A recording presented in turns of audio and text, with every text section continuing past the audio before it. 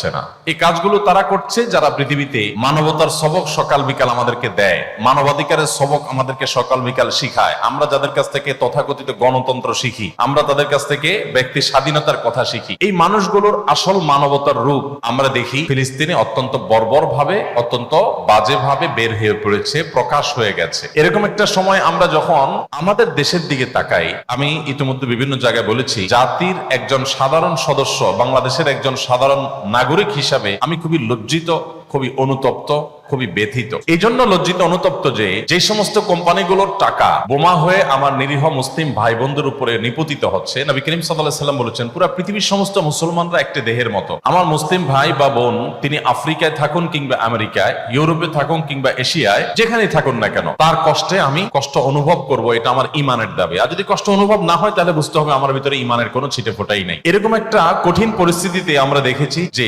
পশ্চিমা পৃথিবীতে তারা পর্যন্ত যে দেশগুলোর সরকার এবং রাষ্ট্রযন্ত্র ইহুদিদের এই বর্বর হামলাকে নানাভাবে সমর্থন করছে, সেই দেশগুলোর অনেক নাগরিকরা তাদের বিবেকের তাড়নায় তাড়িত হয়ে যে সমস্ত কোম্পানি তাদের বিভিন্ন পণ্য বেচা টাকা এটা ইহুদিদেরকে প্যাট্রোনাইজ করছে, এই শিশু হত্যার জন্য, নারী হত্যার জন্য, এই নিধন যজ্ঞের জন্য সাধারণ মানুষ নিজেদের দায়িত্বে স্বতঃস্ফূর্ত ভাবে নিজ বিবেকের তাড়নায় তাদের পণ্যগুলোকে বয়কট করছে। আমি মালয়েশিয়াতে দেখেছি, থাইল্যান্ডে দেখেছি, জাপানে দেখেছি যে এই বর্বরচিত হামলার পর রিসেন্ট আমার এই দেশগুলোতে যাওয়ার সুযোগ হয়েছে। আমি দেখেছি যে তাদের রেস্টুরেন্টগুলোতে, ইহুদি রেস্টুরেন্টগুলোতে, ইহুদি কোম্পানিগুলোতে রীতিমতো মাসিমার। তার্কির এক ভাই কদিন আগে আমার অফিসে আসছেন, তিনি বললেন, ভাই ম্যাকডোনাল্ডস এর মতো এরকম রেস্টুরেন্টে যেখানে আমাদের ইস্তাম্বুলে সিরিয়াল পড়ে থাকতো সারাদিন, একটা বার্গারের জন্য দাঁড়িয়ে থাকতে হতো অনেক সময় ধরে, সেই রেস্টুরেন্টে এখন আপনি যদি যান আপনি অবাক হবেন, রীতিমতো মাসি মারছে তারা, মানুষ ঢুকছে না।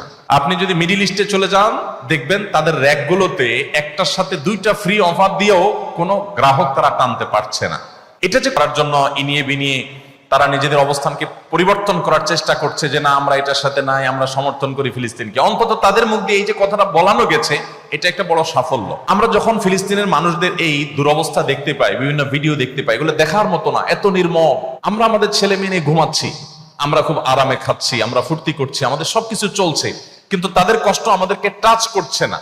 এই যে টাচ করছে না, এটা আপনার ভেতরে ইমান যে একেবারে ধুয়ে মুছে সাফ হয়ে গেছে, আপনি শুধু জাস্ট খোলস নামে মাত্র মুসলমান, এটা প্রমাণ হলো যে আপনার ভিতরে কোনো ন্যূনতম কোনো পরিবর্তন আসছে না, কোনো প্রকার ভাবলেশ হচ্ছে না, আপনার ফিলিংস হচ্ছে না। আপনার তো ঘুম হারাম হয়ে যাওয়ার কথা, আপনার তো খাবার উঠে যাওয়ার কথা, আমরা তো পাগল হয়ে যাওয়ার কথা। এই দৃশ্যগুলো দেখার পর আমার তো ঠিক থাকতে পারার কথা না। ইমানের দাবির কারণে তো আপনার ভিতরে একটা অস্থিরতা কাজ করার কথা, ব্যাকুলতা সৃষ্টি হওয়ার কথা, কিন্তু সেটা হচ্ছে না।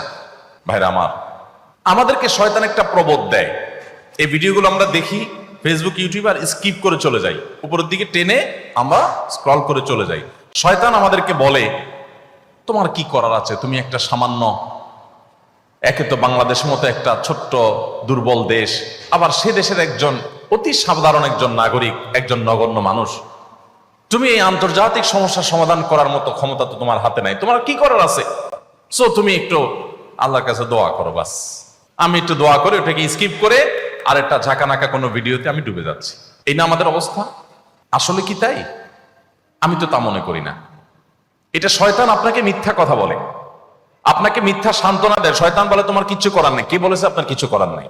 আপনার যে কত কিছু করার আছে সেটা আপনি নিজেও ভাবেন নাই। আল্লাহ তাআলা আপনাকে জিজ্ঞাসা করবেন না তুমি সেখানে সামরিক শক্তি কেন পাঠাও নাই, কারণ সামরিক শক্তি আপনার হাতে নাই। আল্লাহ আপনাকে এটা জিজ্ঞেস করবেন না। আল্লাহ আপনাকে বলবেন না তুমি মানবিক সহায়তা নিয়ে শত শত হাজার হাজার টন কেন খাবার পাঠাও নাই সেখানে, কারণ এই ক্ষমতা আপনার হাতে নাই। আল্লাহ এটা জিজ্ঞেস করবেন না।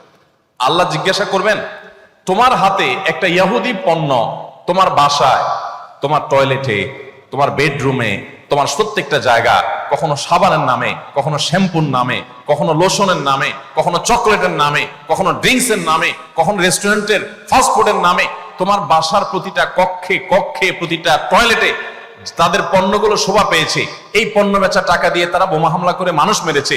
তুমি শুধুমাত্র তাদের প্রতি সিম্পেথি দেখাতে পারতে, সেটা তো দূরের কথা, উল্টো বরং তুমি সেই বোমা হামলার সঙ্গে জড়িত।